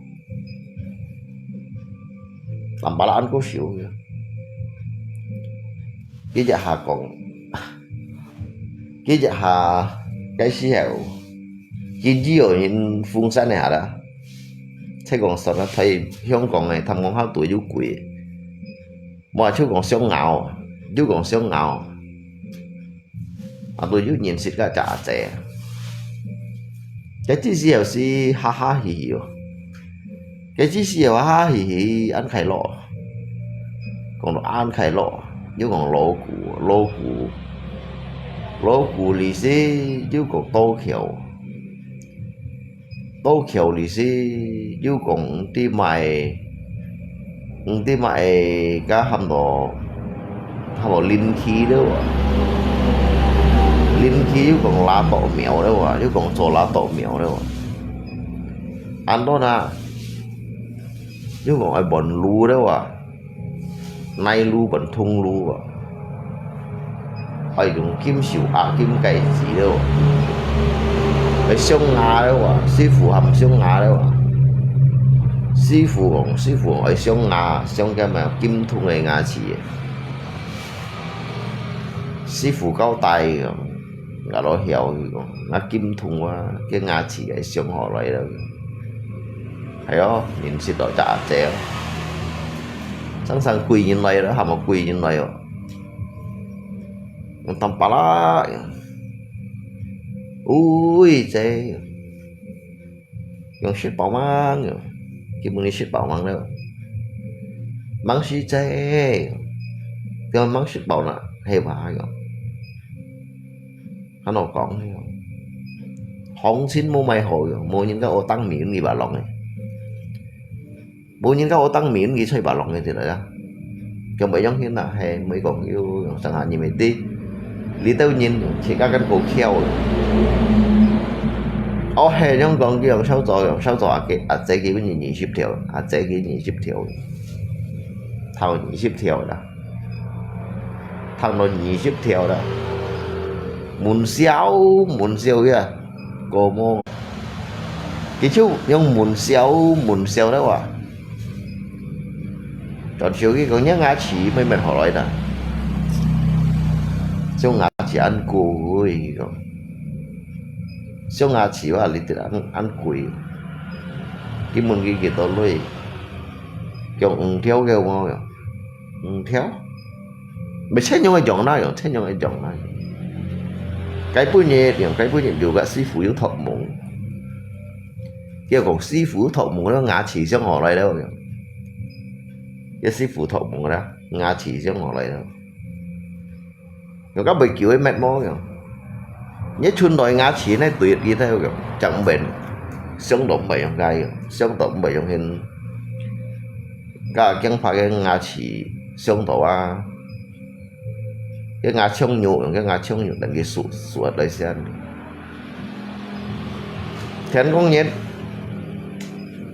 thiên công nhiệt đủ lặng sung à trái cái ngã chỉ ba lặng sung phít hồ leo rồi quy hồ leo rồi bán chát rồi hay qua cái rồi cái tận các lấy con neo rồi chạy còn thằng tận các lấy con mô hạ thiên công nhiệt chứ phân các thiên công nhiệt rồi còn trái cái độ tục ngã chỉ đấy cái xỉn tươi ngay kiểm cái ngào rồi xỉn tươi ngay kiểm cái ngà ở vùng kẹo cái còn mỗi cái hạ du cái Hà Nội cái chỗ tự các Hà Nội cái hi Italy đâu nhà mà họ cái hi Italy đâu cái còn ở xong cái những cái kangaroo ngã chỉ đâu cái Italy un Italy xong cái kangaroo ngã chỉ các cái mô cái sẽ ăn kẹp người ngã chỉ hé rồi chú giảng rồi hay vào trong kia đâu rồi chẳng xí dây cái hài môi rồi con sáu chó rồi các đúng một tận đầu sáu chó dây rồi cái gì cái gì chuột là điểm một cái sai giả không thể cái xếp lên rồi các bạn khí cái cái dọn tốt rồi tuy nhiên cái kiểm cái ngã chỉ ấy kiểu hay vào kiểu Alisa bác trường thầy bắn em còn Alisa nhìn bác chân phu cổ mịt mẹ này Ali nhìn chân phu cổ mịt mẹ đâu các bạn cái còn dạ còn đó chưa tay rồi còn hạt đó chưa tay rồi đó Alisa nhìn bác cổ mịt mẹ còn hạt đó chưa tay rồi còn pion kéo giấy pion kéo héo thằng luôn gì còn ngã chỉ sống ngã chỉ theo kiểm chọn này mà còn kêu mò rồi ấy rồi như tay lỗi hi tay lỗi không bị khen mò rồi chạy thì còn ý ăn xỉu sen rồi kia còn sao ăn xỉu sen đâu hay vào rồi chạy mắng tí ba theo kéo rồi theo bàn rồi theo bàn đi rồi cái dịch lẹp mua sân rồi cho sân đồ xịt liệp ấy mắng đi ba bật liệp rồi lâu siêu bật liệp jadi hắn sáu tổ các liệp ấy lui cái liệp ba bạn trên các kỹ tu sân đồ bún bột nó xéo rồi để sư biết theo bản yếu các bạn trên là ra con yếu chó hả cái tay lo gì ba bên cái trời bằng phè phè tung phè xi phè năm và phè bẹt đâu lý hạt một khiang không kiểu ngay thì kiểu hiểu ngấu đúng xí mò hiểu xích cái nhụ mang đi hả chứ là xí mang tia kiểu chụp ăn tay đồ mua mày cắn đâu rồi chẳng xíu ngỏ hỏi các dễ sinh tí tiền đi giả hạ mô bịt rồi đó đến giả hạ mô bịt và xăm kỳ to dịch hạ bù theo sắm kia tôi hạ bù theo á chết kia diện à nhiệt hạ mô bị ở chè mà lọ phải miền hệ lột bu hình địa mô bị chè với miền hệ đó bà hắn tiền trả kim công khen à cái làm bằng lọ đó kia phát trả Thái Lan khen mì thiểu đấy kia phát trả Thái Lan khen mì thiểu à nhà mà hỏi cả dễ từ liên lọ hả cả dễ liên lọ liên lọ bị thiểu ra lòng nhà mà mày xa lòng thiểu cái lăng khen thiểu tiền thiểu lú đó thiểu cái Thái Lan khen này đó đến xăm hạ xe to xin con nhỉ lọ chết kỹ chuyện bên ông xin mày lọ giờ hạ bù theo à giờ hạ bù theo này lọ mô bị chiêu xỉa mô bị chiêu phát liệu miền nó hẳn tiền cái trả kim con khen à ngay nửa đi hạ lẻ chạy xì lo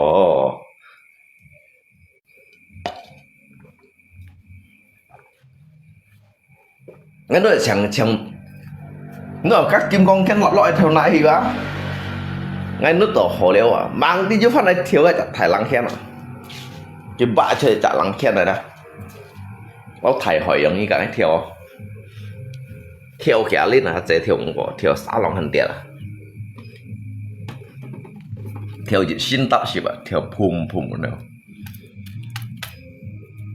đánh giang nó lại có nhá lại có đánh giang à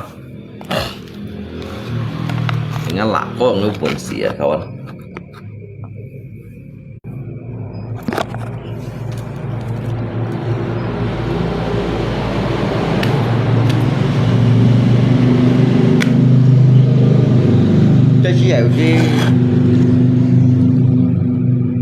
cái chiều xí má cái đồ vô có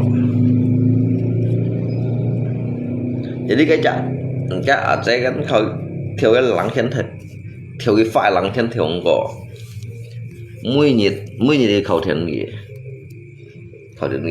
trái ui rồi mày packet phấn hắn như chắp cổ xét ở trái ở câu con nó trái cái thiếu cái lắng chân thiếu bị xìu à cái phân lạc hai phân phạm con gì như xíu này cái thiếu kẻ ship liên thiếu ông gò cái hai phạm con gì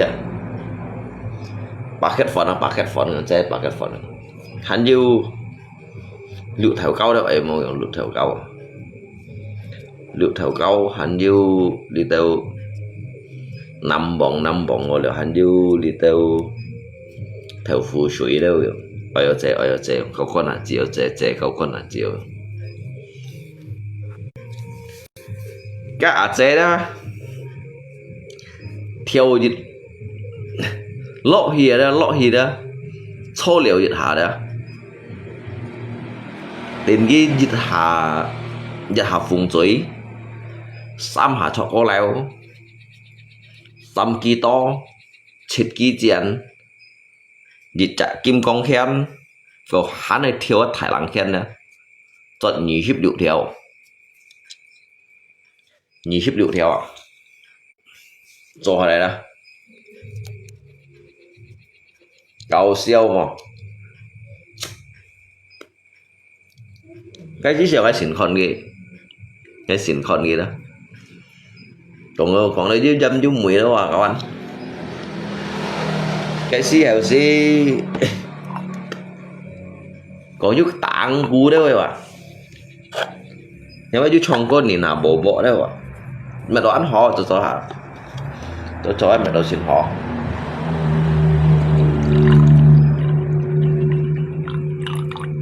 nhiều siêu khi của nó mới giả đâu ạ cái nữa như siêu kiểu đây cần nhiều tiền lý anh nhưว่าไม่เสียวอ่ะอยู่เสียวใช่ๆอยู่เสียวก็nhưว่าแต่แบบยิดชัดhiểu nữa đó chỉ bằng kinh ti xia đó ya namanya nhìn các con mèo cái tu lâu như này chả xin xí con rồi xin xí con qua tôi nhìn nhận thì còn không ạ ngắn được đó ba kiểu á nhớ theo nó chỗ tại ha nhớ kiểu ôn tặng cô ôn được lâu trong mì à lâu trong mì cái rồi nhớ chỉ còn trong mì cái con để ra các mì cái gì sẽ đông gì cho ăn cái tiêu các lâu ăn các lâu giờ học phá cái kiểu ba cái kiểu chỗ tặng có cái theo nó chỗ tại ha giống như này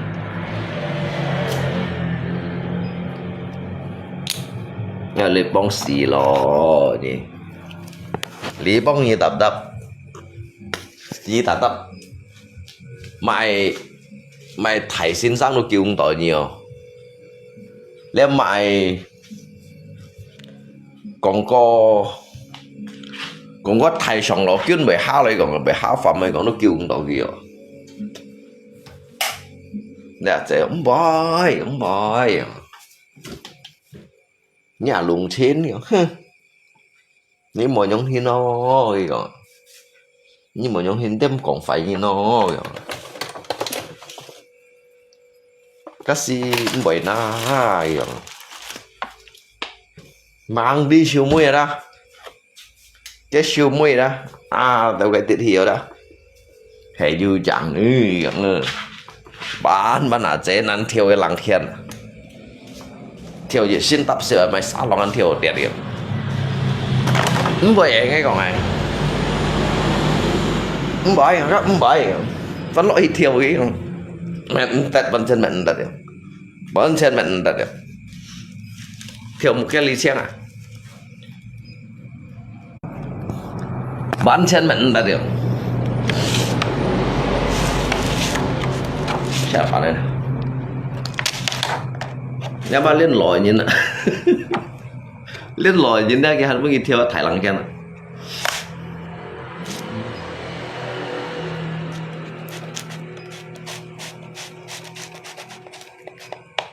thế nhi còn phát chút nhông trong những cái tủ thiêu cái gì hắn thiêu tận này hả phải con sợi xì đấy à một cái nhìn thiêu đó à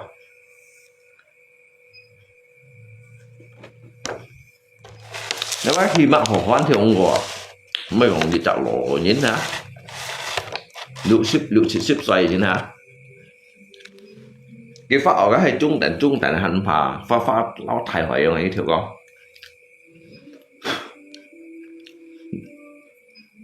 dạ hạt thiểu yêu lòm mà dạ thiểu yêu lòm mà bởi vì như thiểu ấy không dạ thiểu yêu lòm mà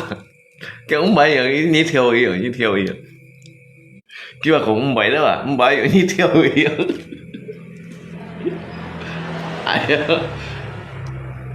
theo đó theo dịch xin này thùng à mẹ sao nó mày tận cuốn theo luôn à cái ông bảy nếu mà ông bảy nó bị sai nhưng mấy cậu sao theo bắn phải lùi sao vậy cầm cướp cái gì một dịp đến đây các bạn xe to à đi xin con đi sập chưa rồi hả xăm xì kia xe to á xin con đi sập chưa à bay nó ngay định lượng trả tiền à đi theo nó đi đó đến nhà học cụ theo à đến nhà học cụ theo đó các kim con khen lọ à nhưng mà theo chặt Thái Lan khen à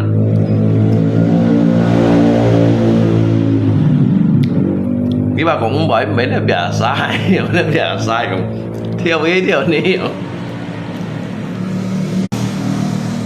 theo ý cầm cắm theo ý cái mà nói thằng cầm theo ý đó à theo đó cọ sao áo phụ rồi à được ai phụ rồi cả chế của mày như thế cả dẻo đi ăn ngày phụ bằng ngày phụ báo phụ ăn mòn phụ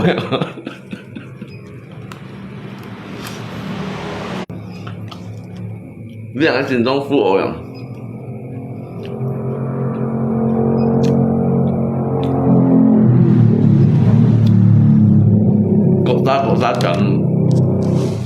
cậu ra chuẩn cái kết cả chào xin phá kia 沙龍跳啲啦啦，沙龍跳啲啦，ไอ้咩ก็ตันคูนายถอดชุดอะไรอ่ะ用個樹ขาท้าย樹妹อ่ะเก็บว่า樹ขาท้าย樹妹ใน做ขี้ผ้าจะเจ้าชิ้นผ้าขี้เด่นตัว沙龍跳แต่เท่าไหร่ใช้ชุดหน่อยจอดเที่ยวตันคูอ่ะเดี๋ยวตันคู做ชิ้นผ้าขี้อ่ะโมบุญสิเที่ยวลังแค่นั้นไทยล้อมมันเลยว่ะ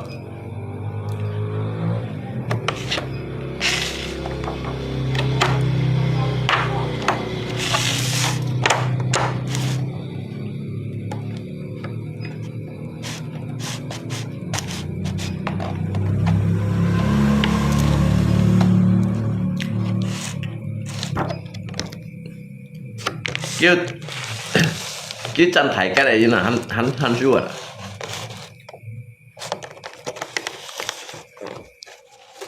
đi đó trẻ đó và đi đến chút thấy cái gì chân thấy cái này à tuy thấy cái đó đến dịch tạm bảo là dịch hạ mốc bây giờ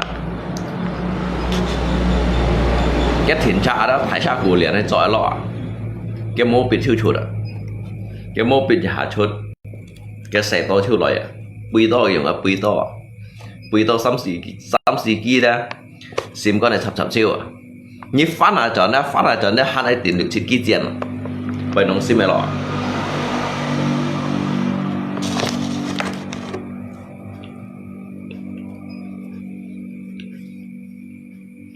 nếu phát là chọn đó hai tiền đủ thịt kia tiền dễ hạ phân phá đấy cái dinh hạ lọ cái dinh hạ đi nhập môn theo đi lọ bạn dịch hạ bù theo đó kim công khen theo lọ cái thạ nhi 병 những hiểu chạy vào đó cái phát đó lắng khen mình theo xin phá kỳ tạo xin phá kỳ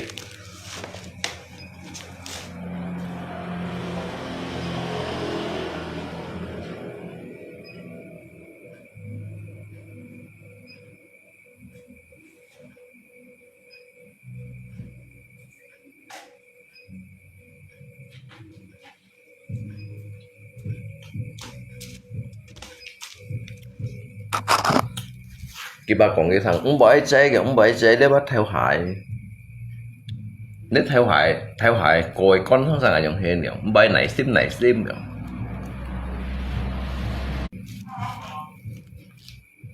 cái bà còn cái thằng này sim theo ý đâu ạ cái bà còn cái thằng họ cao dung gì xử phạm chi nắn đâu ạ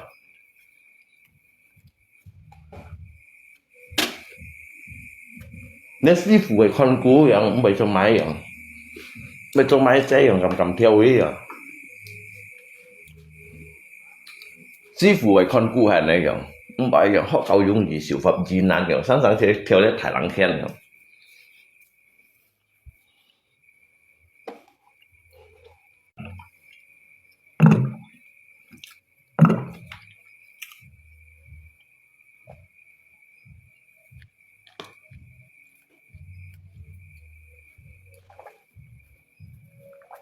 để mua các bạn ăn ẩm một tuổi tôi sẽ đợi lên bên chị à